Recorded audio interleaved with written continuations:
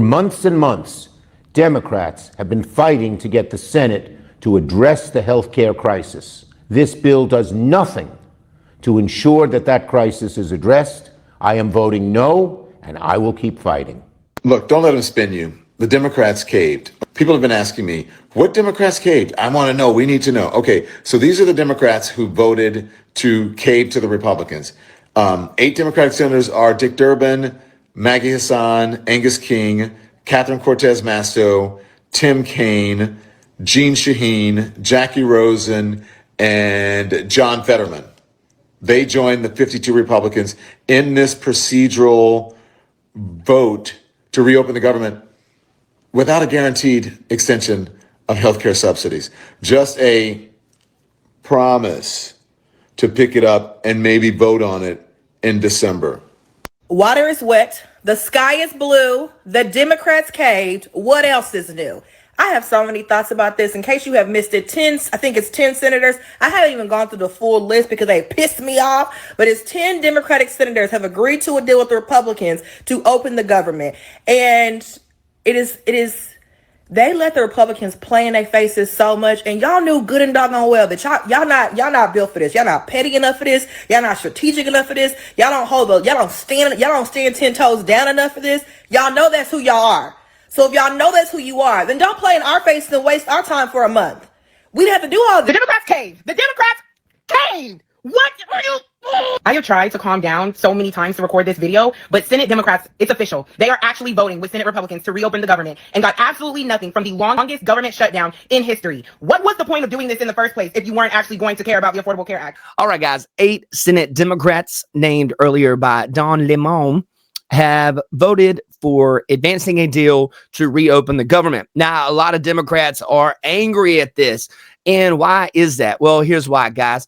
I have my reasons on why they actually did this, and we'll get into those. But for now, let's get into this video. It was reached tonight. I mean, what do you think it does to perhaps what we heard from President Trump, where he repeatedly claimed the Democrats wanted to give free health care to, as he put it, to illegal aliens, as he said.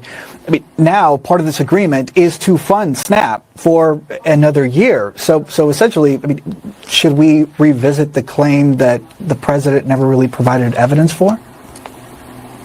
Well, look, in the beginning, Democrats absolutely did want to repeal part of the big, beautiful bill that does strictly prohibit illegal aliens from getting Medicaid benefits. That's a separate issue from SNAP. Look, what happened tonight is what's been happening. Republicans have repeatedly voted to fund SNAP. Democrats had been voting to not fund SNAP by, of course, voting to keep the government closed. And only a handful of Democrats tonight voted to fund SNAP. I'm glad those brave Democrats stepped forward to fund SNAP because people absolutely need it. If this were really about SNAP, if it were really about starving families, Democrats on Twitter and Democrats on social media and Democrats on some of the other networks wouldn't be having the meltdown that they're having tonight. But one good outcome here is that Republicans finally got their way. People will get their SNAP benefits, just the way the Republicans have been voting since day one. I'm shocked, frankly, that Democrats have been voting to defund SNAP. It's pretty shocking, really, that they held these SNAP beneficiaries hostage.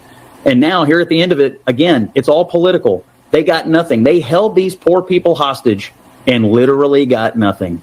They got nothing except a bunch of anxiety and a bunch of pain throughout the American people. Terrible. All right, guys. So there you have it. Scott Jennings, once again, is breaking it down for people that maybe don't understand some of this. And we're going to do the same thing. Guys, I would disagree with Scott Jennings a little bit on one particular topic. I think the Democrats strategically kept the government due to elections that were held in 2025. It is kind of telling to me. You had a lot of Democrats at different various levels that actually won their seats over this 2025 election season. How they just magically want to open the government back up. Now, guys, this is really a crazy world we are living in. And check this out. Real quick, if you like what we're doing here, please subscribe to this channel and ring that notification bell. That way you'll get notified the second any new podcast, videos, or clips are uploaded. YouTube doesn't always push everything out, so turning on notifications, make sure you stay in the loop. Back to what the strategy was at the beginning of the shutdown, there were two goals, both of which I support. One was standing up to Donald Trump. The other was getting some resolution on the ACA premium tax credit issue. The problem was the shutdown wasn't accomplishing either goals, and there was there was zero likelihood that it was going to. In terms of standing up to Donald Trump, the shutdown actually gave him more power, Exhibit A being what he's done with SNAP and SNAP benefits across the country. Oh, by the way, Joe, you're going to love this. Guess who's getting paid during the shutdown? Not the park rangers or air traffic controllers, the ICE agents. Under special law, under that big awful bill that they passed last summer, the ICE agents are being paid. Nobody else is. So standing up to Donald Trump didn't work. It actually gave him more power. Here's what's in the Senate deal that would end the government shutdown.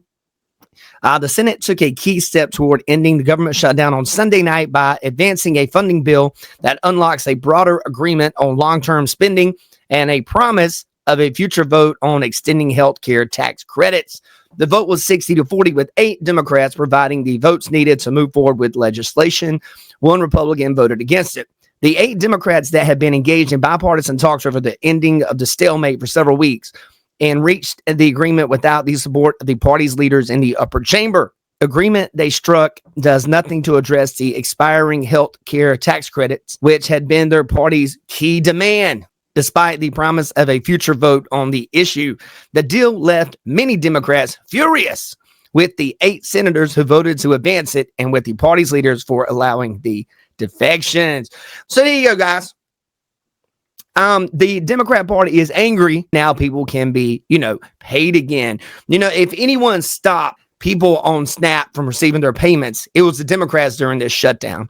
It's just crazy to me how many people can't see this and how ridiculous this entire thing was. However, like I mentioned, I think it did partially work for the Democrats in the situation that the 2025 elections that were held at various levels in government actually proved to be pretty beneficial to Democrats. But, they were mainly in blue areas. But again, it was beneficial to them as opposed to, how the last election went. Let's jump to this next video. You talk about aim and not meeting the moment, right? Every time he gets in front of a camera, the average Democratic voter out there screams, "Be done with you, be done." And this will only accelerate that. Yes, Joe, I think do you think the left is headed for a Tea Party-like moment here? I mean, I know that you're new to being a Democrat and you're not like some big lefty or progressive, but this does seem to fit the argument that they have been making, that some of these older or more moderate and establishment figures just aren't ready to meet this moment. Generational change is needed. This sort of seems like if you're one of them, you're running on this. You're challenging I'll tell you what, if I were on set with you all right there, I'm yanking off my mic and I'm hugging you. I'm giving you a big high five. You are exactly right. So there you have it. You have 2 different sides of the Democrat Party right now. One of them being the more moderate-ish, I would say ish, because they do some pretty rowdy stuff too. And the people like Chuck Schumer and John Fetterman. And then you have the more progressive side of things, such as the AOCs and the, Zoran Mamdani's, who is the younger and more aggressive socialist type parts of the Democrat Party. So there you go. You guys let me know what you think. There is definitely a civil war that is going on in the Democrat Party to figure out who is going to vie for power.